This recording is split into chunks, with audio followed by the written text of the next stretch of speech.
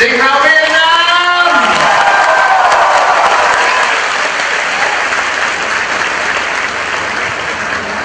I want to tell you something that's very special.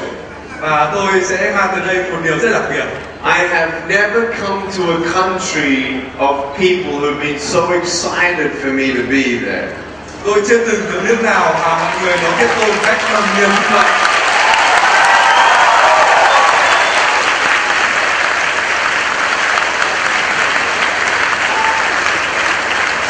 Đây là lần đầu tiên tới Việt Nam nhưng sẽ không phải là lần cuối cùng.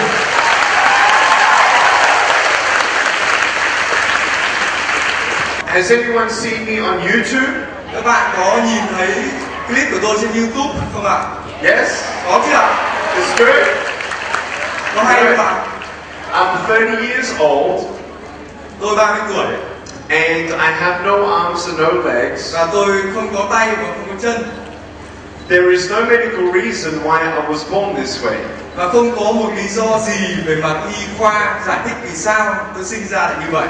Many people ask me, what's my definition of disabilities? Và người ta sẽ hỏi tôi là thế định nghĩa của cái sự khuyết tật là gì? You know, a lot of people look at me and say, wow, he has no arms, no legs. Rất nhiều người nhìn tôi và nói rằng là ôi trời ơi, anh ta không có cả chân lẫn tay. He must have had a very difficult life. Chắc là cuộc sống sẽ phải chật vật lắm. But you know what? I had some key strengths, and that included a family who loved me that got me through my disability. Thế nhưng tôi có một số những sức mạnh chủ yếu đã giúp tôi vượt qua trở ngại này, đó chính là gia đình tôi. I'm not a person to compare my disability to someone else's because brokenness is brokenness. Và tôi hoàn toàn không có ý định để so sánh khuyết tật người này với khuyết tật người khác, bởi vì một sự khiếm khuyết đó vẫn luôn luôn là sự khiếm khuyết. Maybe you're not in a wheelchair, but maybe you're going through something that's very difficult. Mặc dù bạn không phải ngồi trên xe lăn, nhưng đôi khi bạn sẽ phải trải qua những thời điểm thật là khó khăn. And maybe fear is holding you back in your life. Và nhiều khi chính những nỗi sợ hãi đang níu kéo bạn khiến cho bạn không thể nào tiến lên được. Fear of what people think of you. Đôi khi các bạn sợ hãi rằng là người ta sẽ nghĩ như thế nào về mình nhỉ? Fear of the future. Các bạn sợ hãi về tương lai. Fear of failing. Sợ thất bại. I just want you to know that I'm not a person who's disabled by fear. Và như vậy thì tôi cho rằng là nếu người nào đó mà luôn có cái nỗi sợ hãi trong mình thì chính người đó đã có sự khuyết tật rồi. And I love my life. Bản thân tôi rất yêu quý cuộc sống của mình. And I want everyone to know whether you have a disability or not, we are all of equal value. Và tôi muốn biết rằng tất cả mọi người dù khuyết tật hay không, chúng ta đều có những cái giá trị bản ngã ngang bằng với nhau. You're beautiful just the way that you are. Cái sự vẻ đẹp của bạn ấy thì chính là do cái bề ngoài vốn có của bạn. We have so many people watching on VTV. Chúng ta có rất nhiều quý vị thính giả, khán giả đang xem truyền hình VTV hôm nay. We all have different walks of life. Và như vậy chúng ta đôi khi có rất nhiều những chuyện xảy ra trong cuộc sống. But one thing we need Nhưng có một điều chúng ta cần phải có is love. đó là tình yêu thương. Love yourself.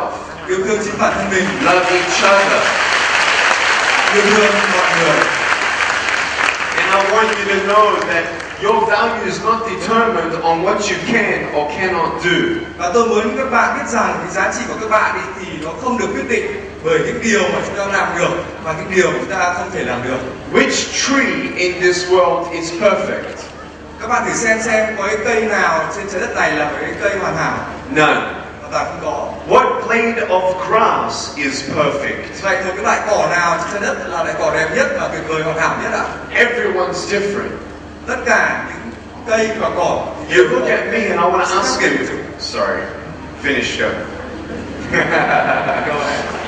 I want to tell you that a lot of people, they look at me at school when I was a child and they're like, oh, look at him, and I got teased.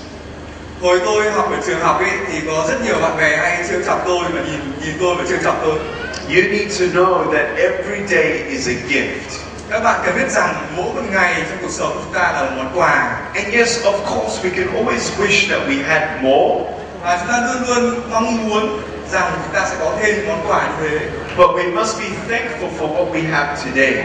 nhưng chúng ta cần phải rất là biết ơn cho những cái điều mà chúng ta đã có ngày hôm nay. I can either be angry for what I don't have or be thankful for what I do have.